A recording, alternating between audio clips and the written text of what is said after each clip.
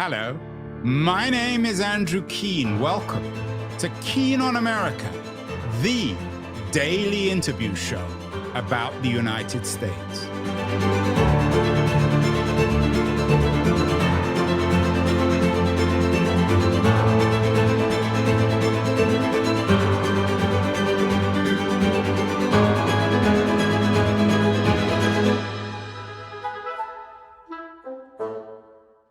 Hello, everybody. It's not exactly news that we live in strange times. There are always odd stories. And today I was really struck by a couple of recent pieces in the Wall Street Journal. One about how singles are so burnt out, they're letting spreadsheets evaluate their dates, which is rather odd. And an even odder piece about young adults are letting AI do their talking for them, even in person. In other words, they're taking their phones with them and using Claude or OpenAI to prompt what they're saying. It suggests, I think, a lack of confidence in who or what we are and what we have to say.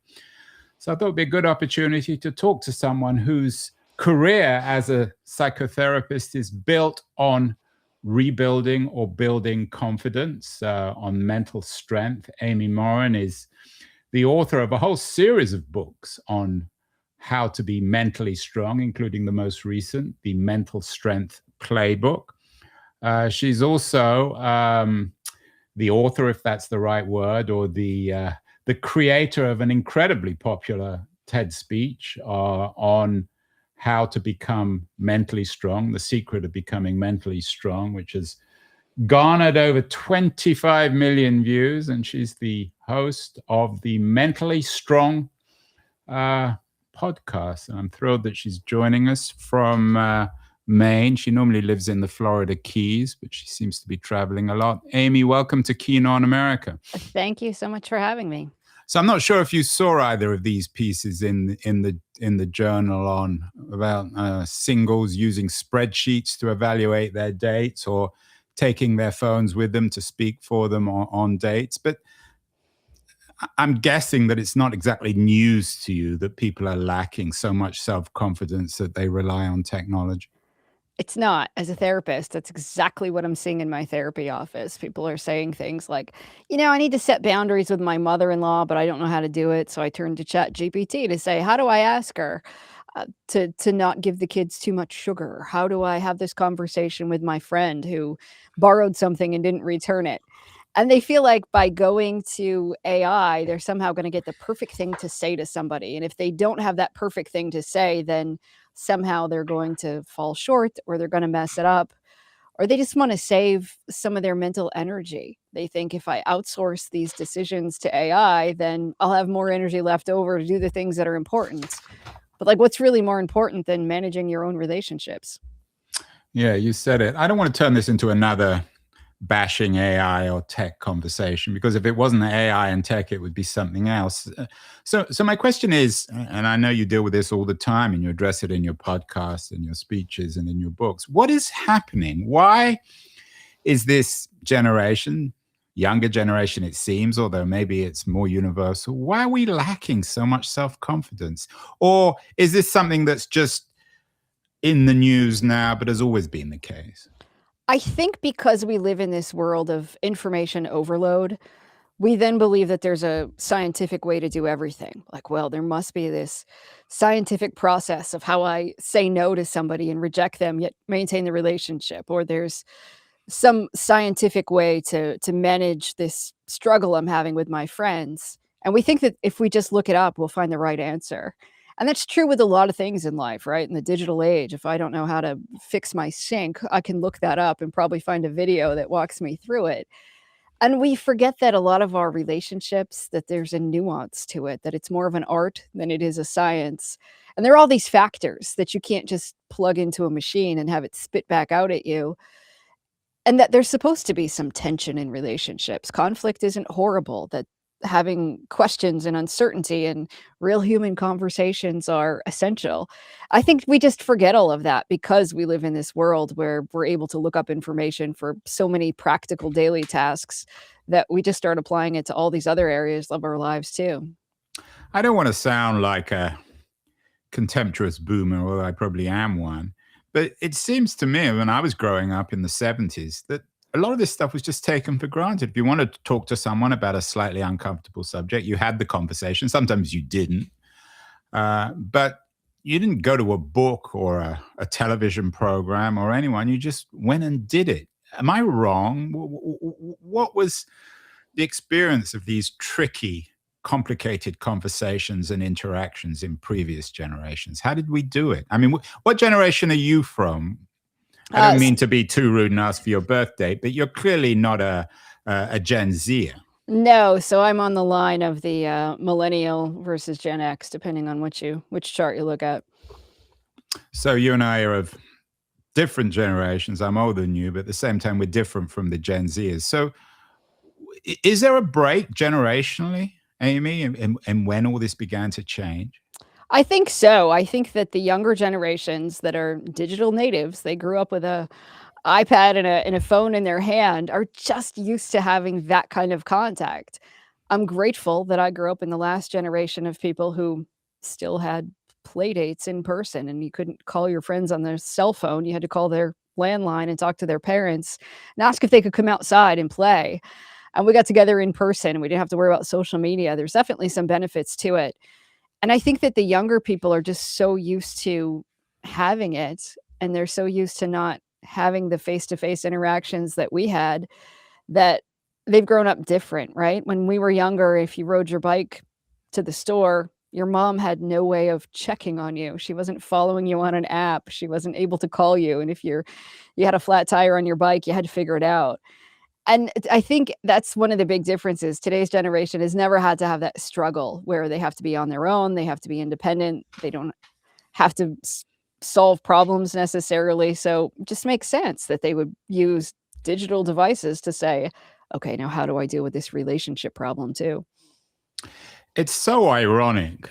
I was around in the 90s when we were all founding websites, and many of the people I was with in San Francisco were promising, particularly with social networks, that everyone would be more connected, everyone would be more social. And of course, the reverse has happened. It's so odd. How much in parallel, how bound up is the crisis of loneliness, which we hear about on a daily basis, with this absence of self-confidence, this need, for example, to take your AI to do the talking on a date? I think they're definitely intertwined. If you're going to go to a dinner party and you spend half your time in the restroom trying to Google what to say to somebody, or you're asking ChatGPT for conversation topics, like, you're not really able to reach inside and think, what's interesting about me? What curiosities do I have about other people? And that's how we connect with people, is to talk about our struggles. Like, you're not going to really form those connections that ward off loneliness if you're worried about impressing people. If you're always going to have the right thing to say, if you're always going to ask these eloquent questions, people aren't really going to connect with you. It's when you can say, gosh, I really struggle with X, Y, and Z, or I'm really embarrassed. Listen to this story. Those are the things that make us connect with people, not the canned questions and not the really perfect answers that we think that we need to have. So are there really, I mean, you're on the front lines of this. You've got lots of clients. We obviously don't want to know their names, but are there really people now who go to dinner parties and take their phones to the bathroom and plot out the next conversational line? There are, and a lot of people assume this is gonna help me socially because 'cause I'm kinda awkward, or I have some social anxiety, and I don't wanna spend the whole time sitting there thinking, "Oh, I don't have anything to say," so what do? That seems like a great solution to a lot of people in the moment. I'm just gonna ask ChatGPT, "What are 5 interesting questions I can ask at this dinner party?" But then they come out and they start asking these really canned questions, and obviously they're not listening for the answers, they're just looking to think, "Well, what's the next question I should ask? And what was on the list?" And then I can't remember what was on the list, so now I'm panicking. And unfortunately, they're missing out on those human to human connections where you get to say, "Hey, I can totally relate to that," or "Listen to what happened to me." Instead, they're focused on, "Okay, what was the second question on the list?" Yeah, maybe the solution to this is to ban cell phones or bathroom breaks at dinner parties. Like, rather like taking an exam, you're not allowed to use the bathroom because everyone knows you go in and use your phone to cheat on Chat Right? GPT. It's the same, really. It's a kind of cheating in life, isn't it? It is. I think we think, "Oh, this is gonna give me, like, the social edge. It's gonna help me to really fit in. It's gonna help me feel better, to feel like I never have a lull in the conversation." But ultimately, when we rely on technology for something that we feel insecure about, it doesn't help us build confidence. The person doesn't leave the dinner party thinking, "I really nailed it. My social skills are really coming along." Instead, it's quite the opposite where you think, "Okay, I really have to rely on AI and reach for it when I don't know what to do," because you're not practicing it, you're not building those skills, and there's tons of research that will show with a lot of these things, if we're not practicing them in real time, our skills start to diminish pretty quickly. So if you aren't practicing social skills on a regular basis, you don't get better at it by using an app that tells you what to do. In fact, you'll probably get a lot worse. Yeah, it's rather like going on a dating site and presenting fake photographs of yourself, because it's all very well having that clever interaction, even if you manage to pull it off when you come out of the bathroom. But you can't continue it in life. If someone says, well, let's go and have a cup of coffee, or I'd like you to come to my dinner party next week, you can't keep on doing it. No, absolutely not. It's not sustainable. And again, it just makes you more reliant on a device instead of thinking, okay, maybe I do feel awkward, but how do I get through these awkward moments? How do I find something to say when there is a silence? How do I make sure that I have a story that I can tell without having to ask ChatGPT, what's an interesting story about me? And when we start to rely on that, again, it's the experiences and the action that builds confidence rather than the avoidance, which is what it's about when we're relying on technology to help us. We're really just avoiding using our own skills. So you use the A word, awkwardness. I think that's a good word to describe this whole generation, or this obsession with awkwardness. There've always been awkward people. What did they do before the internet, before email, before social media, before chat GPT? Did they just sit in the corner and keep quiet? I think it depends. I know plenty of awkward people who said, I don't really socialize that much because I don't fit in. But I know plenty of other people who are self-identified as being socially awkward, and they said, I just was able to spot the other socially awkward people in a room, and then we teamed up and we felt okay because we were forgiving of each other's blunders because I make them too. And I've also met people who say, I'm incredibly socially awkward and I feel so uncomfortable. But the good news is I can empathize. I can spot that other person in the room and I focus on making them feel more comfortable. And when I do that, I kind of lose sight of my own discomfort. So I think it depends. I think there's a whole gamut of what people have done, but a lot of people have found a way to make it work for them so that they can get out of the house, still find friends, and do things that they wanted to do. Yeah, again, it's tragic. It's tragic and ironic that the internet was supposed to be the savior of awkward people and awkwardness, create communities of awkwardness. But if anything, it seems to have compounded it. Absolutely. When people are chatting, via an app or they're on a social media site, sometimes they say, "Well, I feel really comfortable texting these things about myself." But as a therapist, I'll say one of the big things that I work on with people sometimes is their perception of themselves versus how other people perceive them. And sometimes those 2 things don't line up. So somebody might say, my I'm a really honest person. And then in the next breath, they're telling a story about how they cheated on their timesheet last week or they cheated on their taxes 2 years ago, but that didn't really count. So then we talk about, well, how does that line up? So maybe on a dating app, you present yourself as incredibly honest, but then we have these things that you've just told me where maybe you bend the rules a bit or stretch the truth. So how does that line up with how you see yourself versus your behavior? And when people present themselves online, sometimes they think they're being honest, but then when they meet somebody in person, the 2 things don't line up. And for a lot of awkward people, that's the struggle because they're like, well, I'm way cooler online, or my online persona seems to be better than when you actually hang out with me, or we go to a movie, or we go to dinner. It's not the same. Yeah, it's sad, which means it only drives them more into their online persona. Correct. Um, yeah, it's very odd. As I said, you've built a brand, almost a media empire on this idea of mental strength, from your very popular TED talk to all these books to your podcast. How did you come on this, Amy. You're a trained therapist. Where did you discover this issue of mental strength? Was it something that suddenly came on you? Well, it was my own personal journey. My mom passed away when I was 23, and that was shortly after I had launched my career as a therapist. And it was an aha moment of, okay, a lot of the things I've learned in college seem to fall short.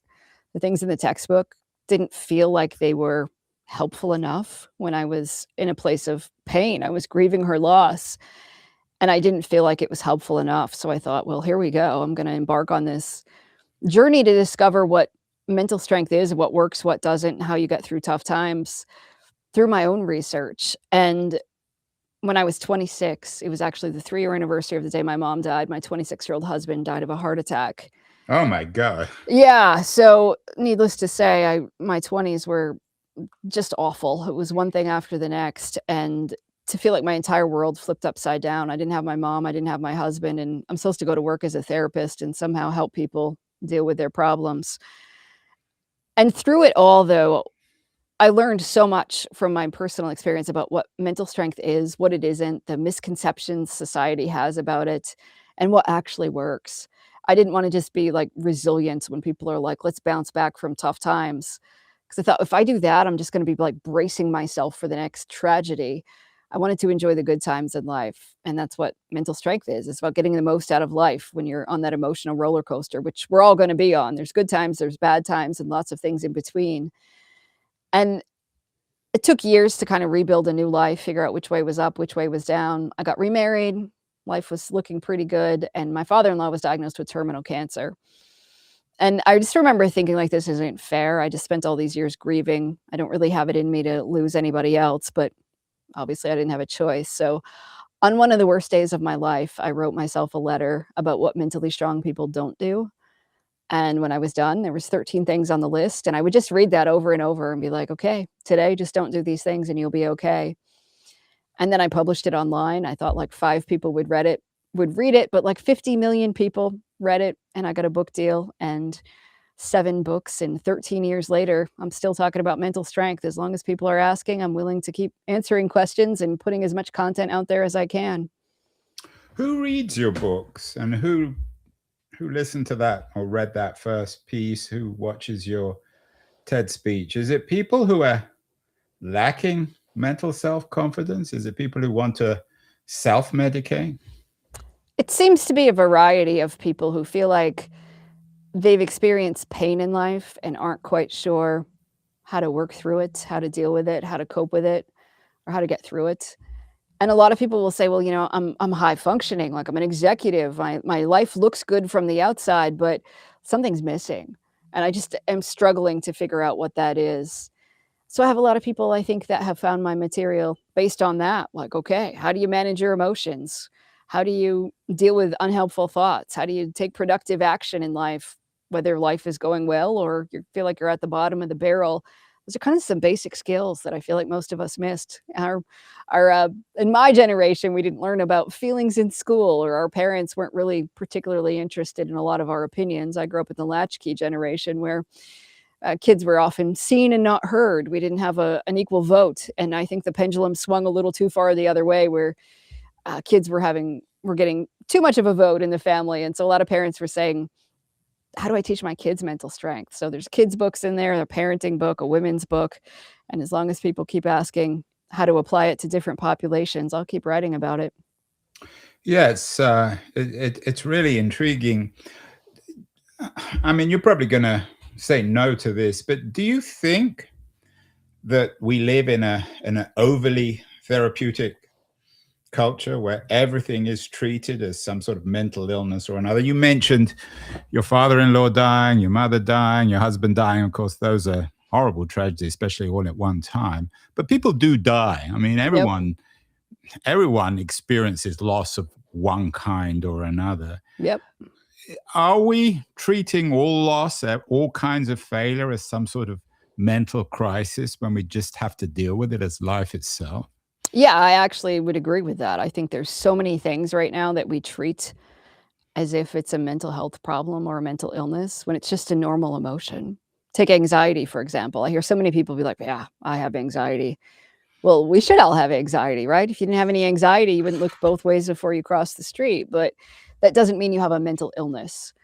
And especially during the pandemic, there's so many conversations, people coming out to say, I struggle with this mental health issue, and they were applauded for it. And I think it's great that we talk more about mental illnesses, but at the same time, it kind of watered it down for the people who are really in pain. Somebody who has clinical depression, it's not the same as just being sad.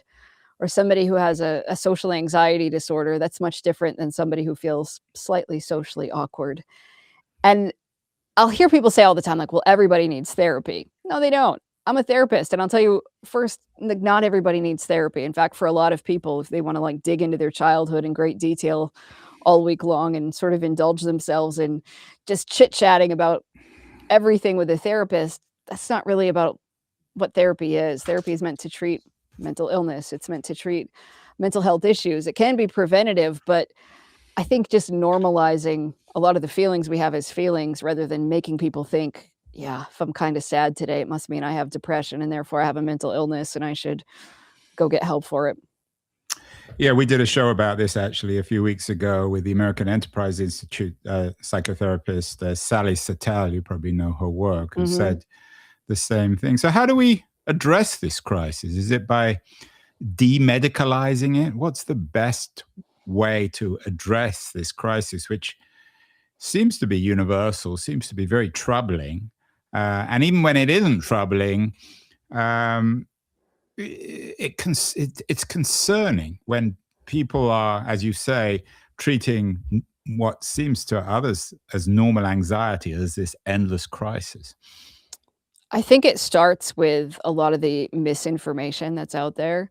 If you spend 5 minutes on social media, you can easily find a quiz that will tell you you have ADHD, and it's created by some influencer who thinks that if you're distracted or you don't stay on task and you're not productive enough that you have ADHD. Or about trauma. There's so much information and misinformation out there about trauma and how the 7 signs that you've experienced trauma, and it's like everyday stuff. Like I get kind of nervous before I give a speech or something like that. Stuff that the everyday person would say, yeah, I struggle with that.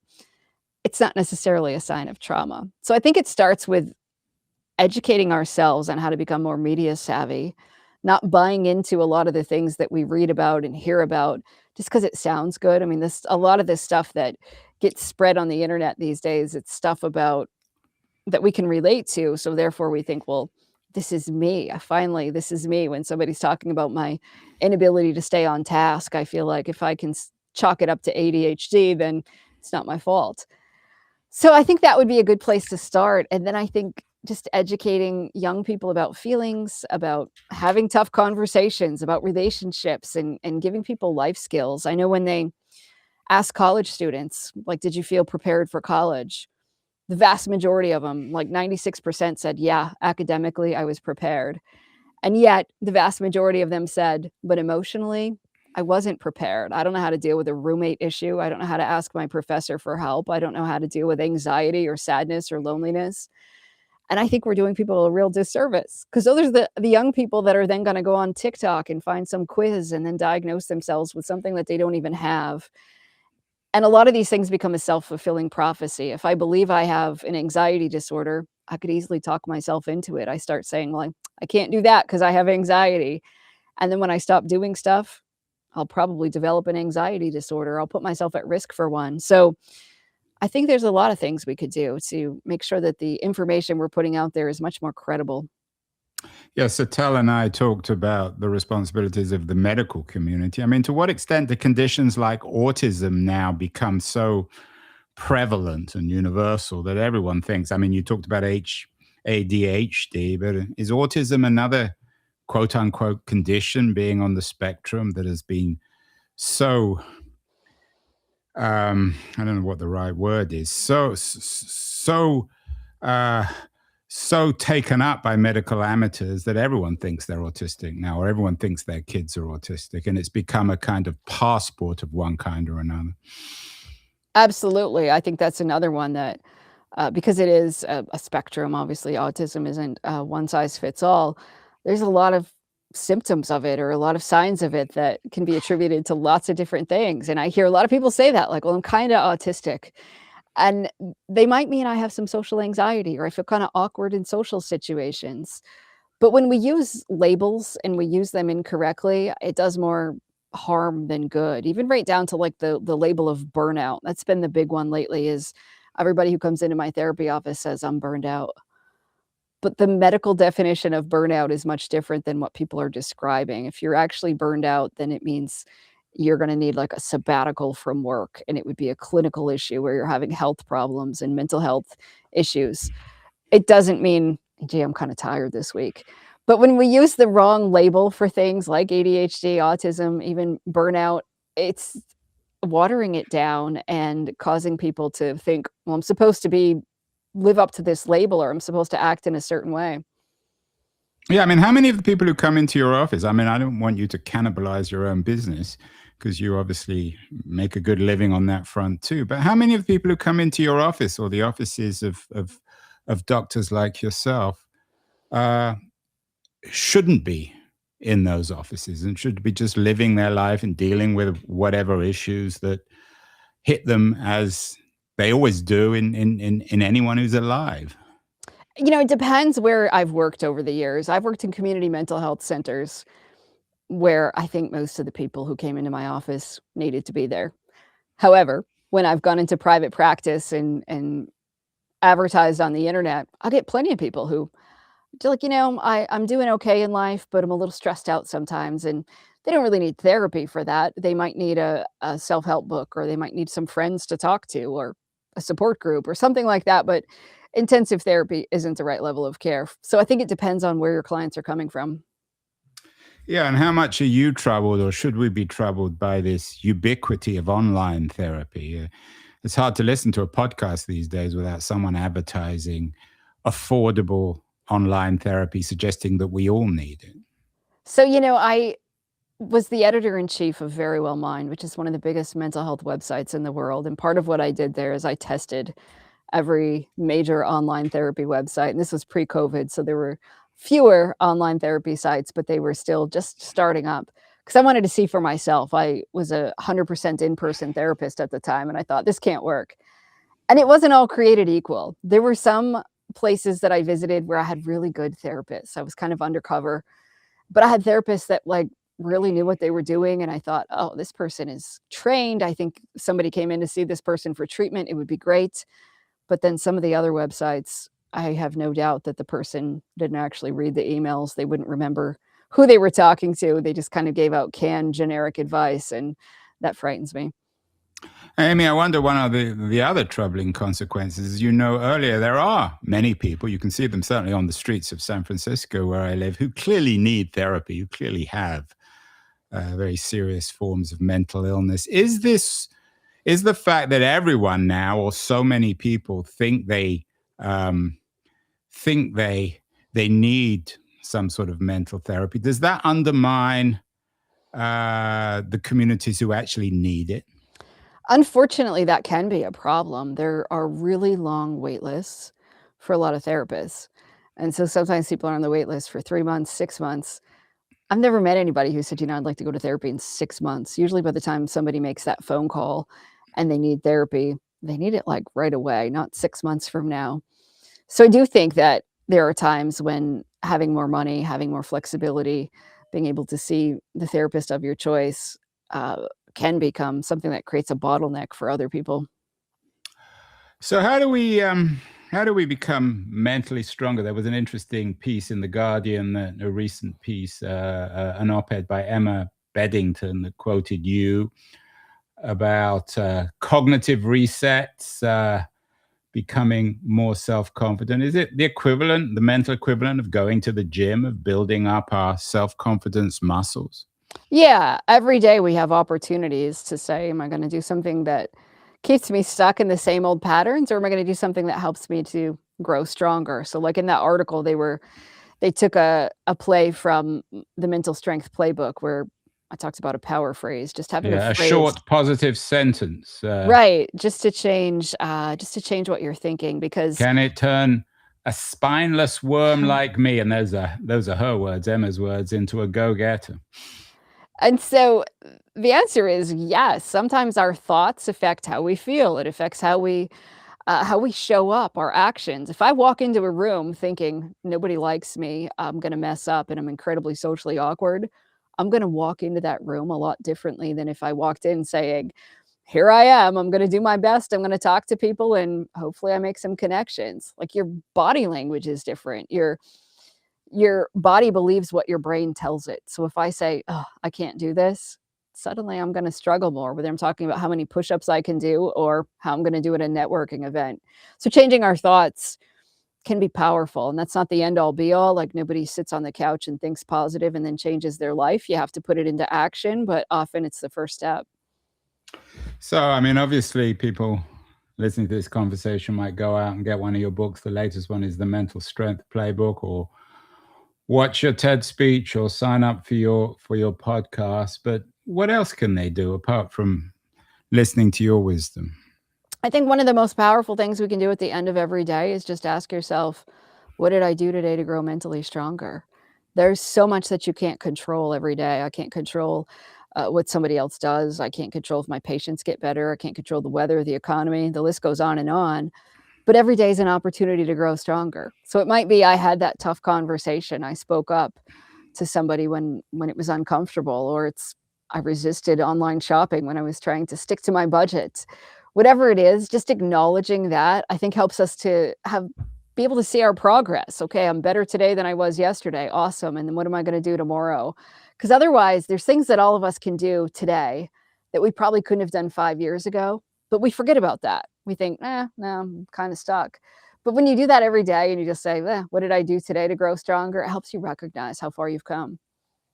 And I wonder, it obviously makes us into happier or more self satisfied people, but I wonder if it also makes us better. There seems, along with this plague of anxiety, there's a plague of intolerance and anger. Do you think that these plagues are again connected, that people are angry politically, blaming others, hateful, because in a sense they're hating themselves? Absolutely. I think that the way people treat others is often a direct reflection of how they feel about themselves. If I think I'm horrible and awful, or I don't feel good enough about myself, the best way to give myself a quick boost is to put you down. And that gives me a quick little moment of pleasure that I think, well, at least I'm above you if I'm pointing out your flaws or if I'm treating you poorly. So whether somebody's an online troll or they're mean in person, just says a lot about how they feel about themselves. Yeah, I don't want to turn this into just another conversation about Donald Trump, but he seems such a good example of this. Someone clearly who was, if not abused by his father, certainly bullied in many ways. So he seems to be exhibit A in all this. Yeah, I think we can look at a lot of people and say, like, "What was it that happened to you when you were 7?" Right? Like, something went wrong early in your life, and we internalize the pain in some way, and then how is it reflected? Not everybody turns out to be a bad person, even if they are treated poorly. Sometimes people will say, "I would never want anybody else to feel the way that I felt, so therefore I'm gonna be an incredibly kind person," but unfortunately, that's not always the case. Amy, let's end where we began with the AI, classic Wall Street Journal piece about how AI is ruining the world. Maybe it is in terms of people carrying their phones into bathrooms or dates to figure out what they're going to say. But can technology be the solution as much as the problem to this crisis of self confidence? I think it can. I think on a positive note, never before have we had so much expert advice out there for free, right? You can listen to a podcast, you can look something up, you can do online courses, you can access audiobooks. So it's kind of like you can have a a lot of control over what you're putting into your mind on a daily basis, or you can feed it with junk. It's really up to you to decide. But if you choose to use technology as a tool, it can help you grow. Yeah, it's all up to us. You can listen to Amy's show, Mentally Stronger. You can also listen to this show where hopefully we address these issues. Amy, thank you so much. It's really important to get this message. It's one that may not be entirely popular, certainly quite controversial, but I have to admit I agreed much more with you than disagree. Thank you so much. Thanks for having me. Hi, this is Andrew again. Thank you so much for listening or watching the show. If you enjoyed it, please subscribe. We're on Substack, YouTube, Apple, Spotify, all the platforms. And I'd be very curious as to your comments as well on what you think of the show, how it can be improved, and the kinds of guests that you would enjoy hearing or listening to in future. Thank you again.